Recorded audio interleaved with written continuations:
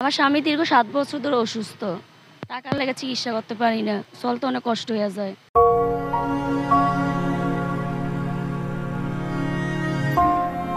সংসারের ঘানি টানতে টানতে ক্লান্ত, কিন্তু কিছুই করার নেই।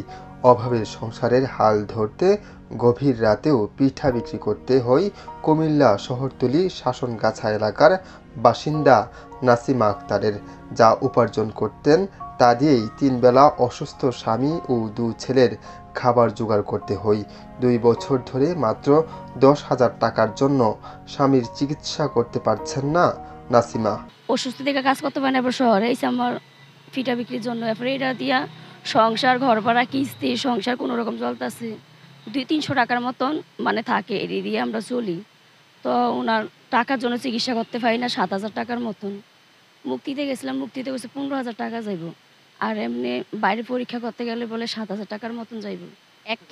এক টাকা আমরা জোগাইছি না, অনেক টাকা আমার কাছে নাই। আমরা চলতে তো অনেক কষ্ট হয়ে যায়। ৭ বছর ধরে স্বামীর জাহাঙ্গীরের অসুস্থ হয়ে ঘরবন্দি ২ ছেলে জাহিদ ও জিদানকে নিয়ে নাসিমার ছোট্ট সংসারের বড় জীবন সংগ্রাম। বড় ছেলে জাহিদের বয়স ১০ বছর আর ছোট ছেলে জিদানের বয়স মাত্র ৪ বছর। বিয়ের ২ বছরের মাথায় স্বামী অটোরিকশা চালক সড়ক দুর্ঘটনায় পঙ্গুত্ব হয়ে ঘরবন্দি হয়ে পড়ে আছেন। স্বামীর ওষুধের খরচ ও ২ সন্তানের খরচ বহনের জন্য দিনে মানুষের বাড়িতে বুয়া কাজ করেন, আর রাত হলে ভাসমান পিঠার দোকানে পিঠা বিক্রি করতে হয়।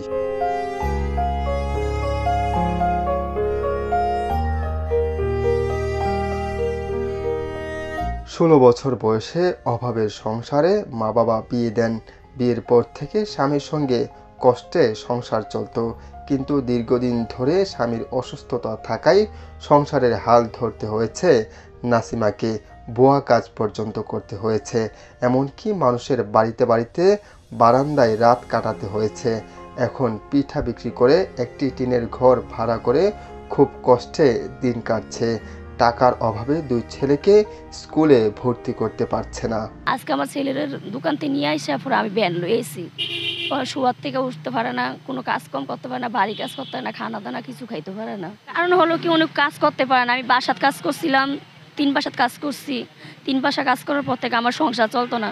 শুধু ঘর ভাড়া দিতাম, আর মিটার তো নতুন মিটার আইসে না, এই মিটার টাকা ফুরাইতাম।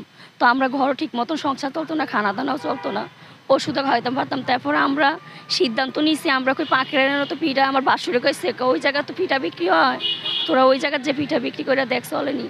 তো এরপর আমরা আইসি, আমার তো ২.৫ মাসের মতন এই পিঠা আমরা বিক্রি করতেছি। এটা দিয়ে আমরা সংসারটা একটু ধরে রাখছি।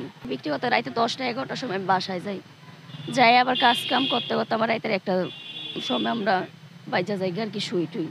পজিশনের কাছে আর কি চামো, আমরা কি আর দিব? আমরা গরিব মানুষ, আমরা তো কোনো সময় কিছু চাইছি না।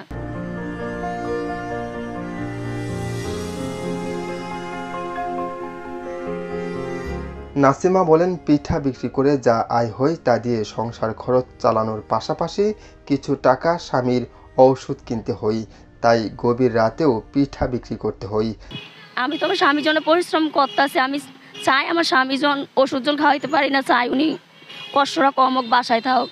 আমি কষ্ট করি, কী করবো? ওষুধ তো খাওয়াইতে পারি না। ওষুধ না খাওয়াইতে পারলে আর বাড়ি কাজ করলে আরও অসুস্থ হয়ে যাইব গা।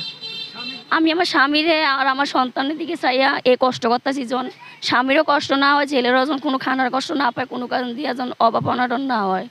এই ঘর ভাড়া, কিস্তি, এই সংসার চালাইতে তো অনেক কষ্ট যায়, এত পারতো না কোনো কাজ করতো। এই জন্য আমি পিঠা বিক্রি করি। অনেক সময় আমার স্বামী আমার সাথে আসে, আইসা বইয়া থাকে, আমি কই থাক, অসুস্থ জন বেশি থাকেন তাইলে আনন্দ লাগতো না, আমার ফুলা লই আমি আমো। মঈন নাসের খান, আমার বার্তা, কুমিল্লা।